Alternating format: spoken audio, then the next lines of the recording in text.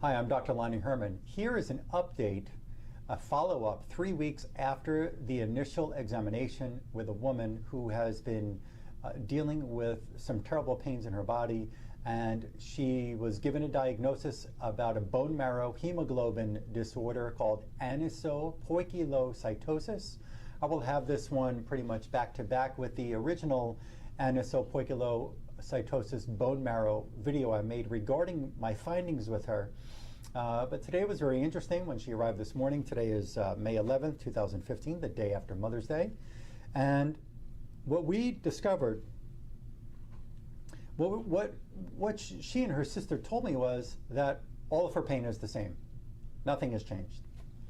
And so I used some good questioning skills to be able to find out if anything really had changed or if everything was really just still the same. And through my questions, I found out that she went from 2 hours of sleeping at night, which has been a usual, common, nightly, daily experience for her, to now she's able to sleep 5 hours straight through. She wakes up and then she can go back to sleep for another 2 hours. So a good 5 to 7 hours a night sleep. Her energy had improved. Her chronic fatigue problem was really bad, and the energy has improved by 30% in one treatment. The abdominal pain that she had on the left side, she described it as a burning pain. She's had it on and off every day, on and off for a year. Now, no pain. She has had no pain in the left abdominal area for 3 weeks since she started the last protocol. She had a swollen area here in the left part of her jawbone, and that swelling has decreased 50% in one treatment. The back of the neck, she had this big swelling area in the back of her cervical spine, and that decreased, she said, about 30 to 40%. Constipation has stopped, partially by dietary changes, partially by what we are doing for her and with her. And the abdominal swelling, bloating appearance has gone down. She's been complaining about a trigeminal neuralgia, neck and face pain, side of her head pain that's been going on for years, as far as I recall from her history taking. And she said that nothing had changed. Well, that actually through some of the questioning, it turns out that the shooting pain has decreased. The pain is still there, but the shooting pain, the type of pain has changed. The intensity has changed. So these are all good things in a very short period of time. Last time we treated her, last time I made my remedies for her, what we found in the exam was for areas of stress within her mesenchyme. And the mesenchyme, once again, is probably an area that you have not heard about in school, but the mesenchyme is an embryonic tissue that really creates all other tissues in the body. So the mesenchyme is very important to look at because in her case, there was a lot of disturbance. I won't have to get into that now too much because that has been already aired on YouTube and Facebook in another video, which I'll point you to in this video. Today's findings, what came up on her primary degenerative organ today in my kind of testing is her bone marrow. And very interesting, the primary stressor to her bone marrow did not turn out to be Lyme infection, did not turn out to be heavy metals, it did not turn out to be pesticides, it did not turn out to be mold, it did not turn out to be candida. It turned out that the primary stressor to her bone marrow, and she's got a red blood cell disorder and hemoglobin disorder, the primary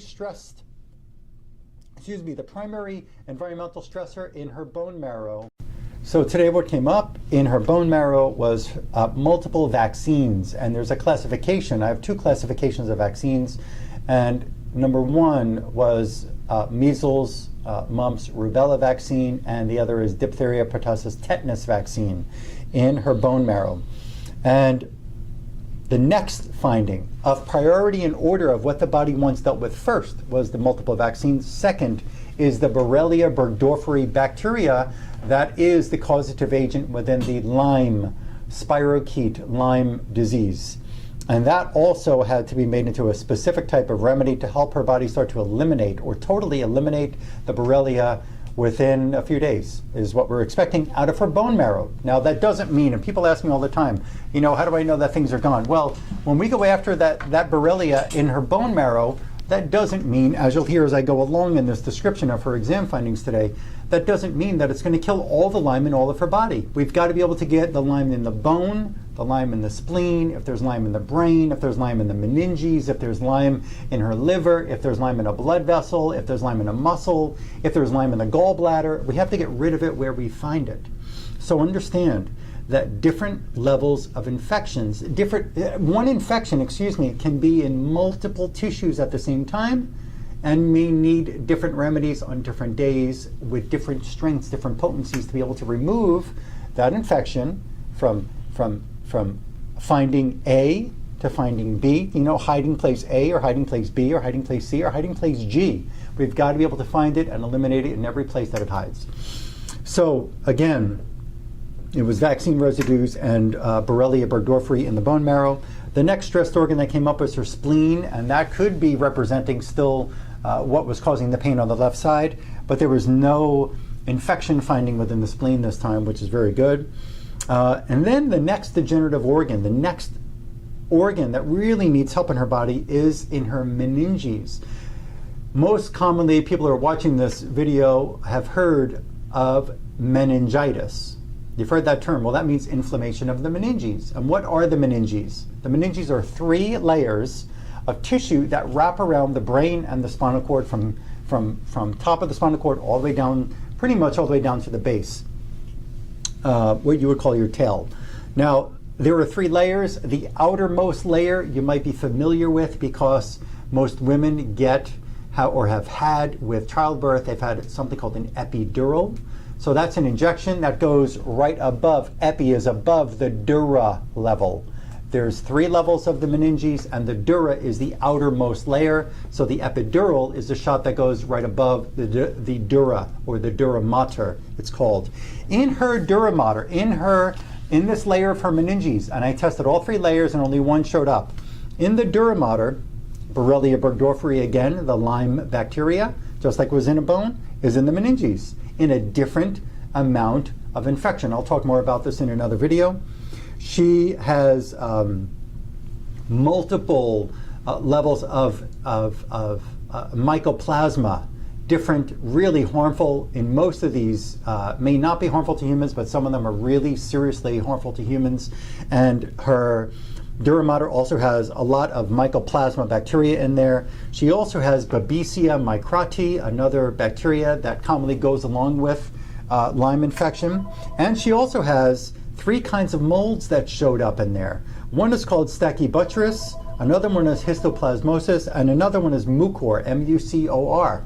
3 different fungi that are in that dura mater as well. And she had a little bit of blockage in the sublingual gland, and then we were able to give her a remedy to help her boost the function of the trigeminal nerve.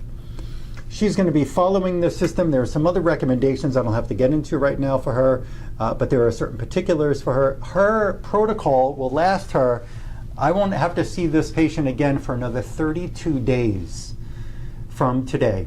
Some patients I have to see in another day. Some patients I have to see in a week. Some patients I have to see in 3 weeks. Some patients I don't have to see for 6 weeks, some in 2 weeks. It really depends on you and what's going on in your system, because every specific program has to be custom tailored to you, to the individual who's got some suffering going on. So one more time, the bone marrow and heavy findings in the dura mater. Whenever there is an inflammation caused by infection and or toxin within the meninges, it can affect the whole nervous system, the entire nervous system, because this is what covers your brain and your spinal cord. If there's inflammation in the meninges, even without a fever, even without that meningitis type of painful experience that somebody may have when they're in the hospital and they get diagnosed with meningitis, she's got it, and it's affecting the nervous system. And as we unravel this next set of layers of illness within her tissues, I'm sure she's going to come back with even more improvements, and I look forward to that. So I'll report back to you on this bone and hemoglobin and nerve condition in another month. Thank you for letting me come into your home. Share this video with one friend, and also go right over onto my YouTube page, Dr. Herman Reports. and subscribe there. I put up videos very frequently, and you and a loved one and anybody you know, even around the world, deserve to get this kind of work and eliminate the conditions without the use of harmful medications.